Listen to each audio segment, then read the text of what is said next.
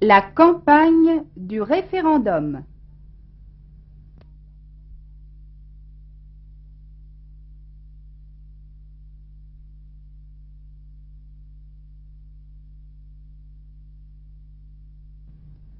Monsieur Guy Mollet vous parle au nom du Parti socialiste SFIO.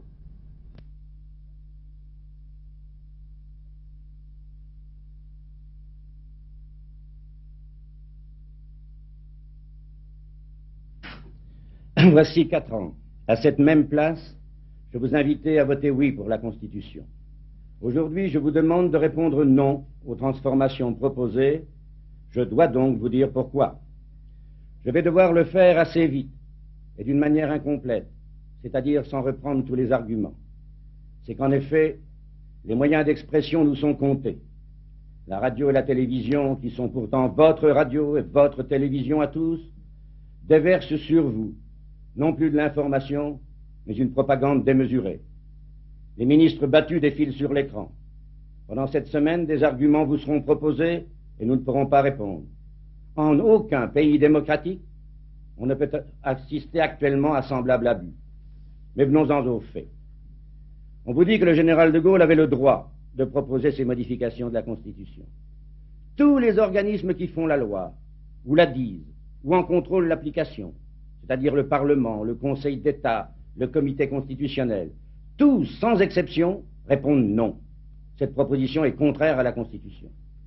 Certains d'entre vous doivent se dire, bien sûr, et puis après, tant pis, si cela sert à quelque chose. Mais réfléchissez pourtant.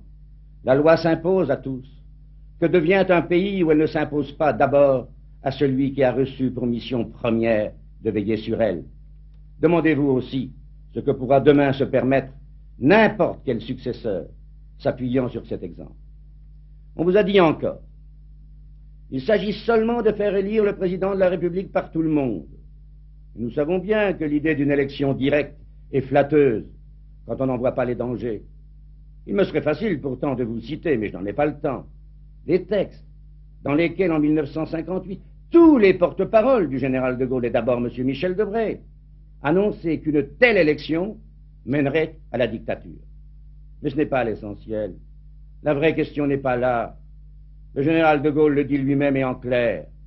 Le vrai problème est de faire du président de la République le guide de la nation. M. Fouché précise le chef suprême.